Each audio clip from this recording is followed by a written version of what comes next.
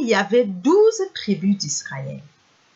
Il y avait 12 fois 12 000 personnes qui attendaient dans les coulisses de venir sur la terre pour élever les mortels dans la divinité, soit 144 000 personnes, ce qui implique la même chose. La nature infinie de l'esprit est la nature de votre être. Et lorsque vous atteignez le 12 stade ou le stade améthyste, c'est l'infini réalisé, car je suis l'esprit signifie que je suis l'infini lui-même. Et c'est la découverte que Jésus a faite lorsqu'il a découvert que l'homme, tel qu'il est, n'est pas l'image divine. L'image divine doit être l'infini lui-même. Et parce que l'image divine est le Fils de Dieu, jusqu'à ce que vous arriviez à la toute première étape de la fondation, cette progression dans la conscience ne se produit pas. Et sans la sagesse divine, il n'y a pas d'omniscience à l'œuvre pour se reconnaître. Et nous sommes retenus dans un état de vie fini, avec un début et une fin finie. Lorsque ces 12 pierres sont achevées, une très belle chose se produit. Il me montra un fleuve d'eau de vie pure, limpide comme du cristal, qui sortait du trône de Dieu et de l'agneau. Il s'agit de la conscience permanente du Christ, qui est l'accomplissement de la déclaration du Père. Soyez parfaits comme votre Père, qui est aux cieux. Soyez parfaits comme votre Père qui est aux cieux. C'est vous et moi au niveau de notre moi réel. Revenons maintenant aux choses terrestres et voyons que tout ce que nous avons lu dans ces 12 pierres est déjà établi dans la vérité de notre être maintenant. Nous n'allons pas l'atteindre. Nous allons abandonner la croyance que nous ne sommes pas cela et découvrir que nous le sommes parce que le Père dit « Soyez parfaits » et que le Père est tout-puissant, qu'aucune puissance n'a empêché cette perfection et que vous êtes donc parfaits. Toutes ces pierres sont déjà la conscience établie de votre soi et à mesure que vous laissez tomber le faux moi, la réalité de votre soi s'exprime sans l'entrave d'une seconde conscience qui est finie, dense, incapable de percevoir et de comprendre ce qui est plus rapide que son propre niveau de vibration. Et c'est ainsi que nous mourons. Nous mourons avec une grande joie à cette fausse conscience, car nous sommes en train de naître à la réalité. Il y a une très belle déclaration que vous n'avez peut-être jamais entendue, que vous n'avez peut-être même jamais remarquée dans la Bible, et je dois vous la lire. Je l'ai notée ici. Il s'agit de Jean 5, 26, et je ne crois pas qu'il ait jamais été expliqué, mais il est tombé en place grâce à ceci. Comme le Père a la vie en lui-même, il a donné au Fils d'avoir la vie en lui-même. Au début, cela n'a aucun sens. Comme le Père a la vie en lui-même, il a donné au Fils d'avoir la vie en lui-même. Et si vous vous attardez sur cela, cela vous dit que nous sommes auto-existants et cela signifie que votre vie est auto-existante et ne dépend pas de la vie de votre mère ou de votre père, que vous êtes la vie elle-même et que votre moi spirituel n'est pas issu d'une mère et d'un père. Et bien sûr, nous savons maintenant que c'est ce que Jésus enseignait, qu'il n'a pas été laborieusement construit dans le ventre de sa mère. Il était une vie auto-existante et la forme qu'il apparaissait était l'illusion mal perçue par la conscience finie.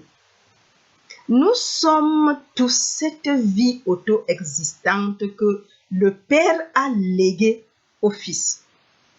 Cela signifie que nous avons toujours été cette vie. Nous avons toujours été conscients du Christ et le verre sombre qui est maintenant enlevé est le faux conditionnement de l'humanité au fil des ans, au fil des siècles, qui nous a séparés dans notre croyance de notre propre soi divisé. Ces trois mots nous permettent de revenir en arrière. Vous vous souvenez que la semaine dernière, nous avons travaillé sur « Il n'y a pas d'endroit où Dieu n'est pas ». Une femme m'a dit « Ça marche vraiment ». Les gens diront des choses avec lesquelles je ne suis pas d'accord et les gens diront ceci et les gens feront cela et je continuerai à me dire « Il n'y a pas d'endroit où Dieu n'est pas ». Et puis, il y a d'autres personnes qui ont découvert que dans leur conscience humaine normale, elles peuvent contempler une situation tout à fait insupportable et en ressentir la réalité, alors qu'auparavant, elles pouvaient avoir une déclaration du genre « L'endroit où je me tiens est une terre sainte ».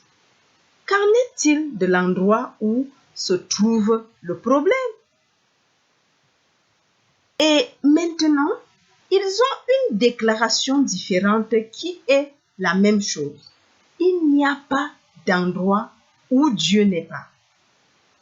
Et maintenant, vous ne pouvez pas vous y soustraire. Là où se trouve le problème, il n'y a pas d'endroit où Dieu n'est pas. Donc, juste là, Dieu est. Et si Dieu est là, vous savez que le problème n'est vraiment pas là.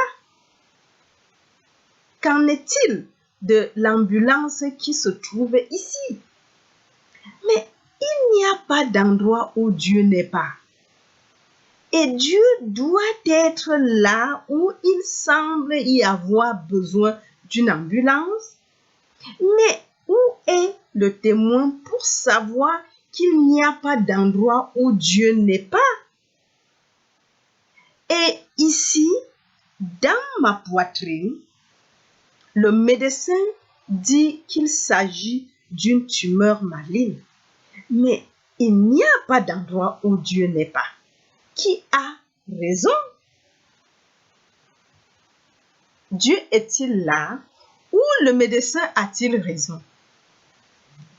Et lorsque vous vous tenez à cette vérité, il n'y a pas d'endroit où Dieu n'est pas. Vous en découvrirez le pouvoir parce que c'est la vérité. Et lorsqu'elle est acceptée dans la conscience, elle devient une libération. Vous pouvez regarder n'importe quelle situation, n'importe quel problème et réaliser qu'il n'y a pas d'endroit où Dieu n'est pas et que Dieu et la malignité ne coexistent pas. Ils ne peuvent pas être au même endroit en même temps. Dieu et le tremblement de terre ne peuvent pas coexister. Dieu est l'inondation. Dieu est le feu. Partout où l'on réalise que Dieu est. Mais il n'y a pas d'endroit où Dieu n'est pas. Alors, l'opposé de Dieu ne peut pas être là. Une fois que tu as travaillé avec cela, tu arrives à « je suis esprit ». Il n'y a pas d'endroit où l'esprit n'est pas. L'esprit est Dieu et, par conséquent, ici même, c'est l'esprit et par conséquent, je suis l'esprit. Et finalement, je suis l'esprit ici. Mais qu'en est-il là-bas? S'agit-il d'un autre esprit ou d'un seul esprit, continu, ininterrompu et invisible? Vous avez alors un secret de l'infini qui fonctionne en tant qu'être invisible. Je suis esprit et il n'y a pas d'autre esprit dans cet univers, car mon esprit est universel. C'est l'esprit unique et infini. C'est là que réside le pouvoir et c'est l'infini réalisé au 12e stade de cette conscience appelée la conscience du Christ. Maintenant, lorsque tu pratiques avec « il n'y a pas d'endroit où Dieu n'est pas » et « je suis esprit », tu découvriras un tournant et tu commenceras cette progression des 12 pierres dans le 21e chapitre de l'Apocalypse. Tu découvriras qu'elles sont très semblables aux béatitudes, un peu semblables à ce que Moïse a enseigné, même semblables à une partie du début du livre de la Genèse. Mais c'est ainsi que tu restes sur le chemin. Si tu te demandes « Que dois-je faire et comment dois-je le faire ?» C'est ainsi que tu le fais. Et puis, dans ta fidélité à chaque étape du chemin, en laissant la volonté s'exprimer en toi, elle fera les autres étapes pour toi. Tu seras simplement un témoin du Christ vivant en toi.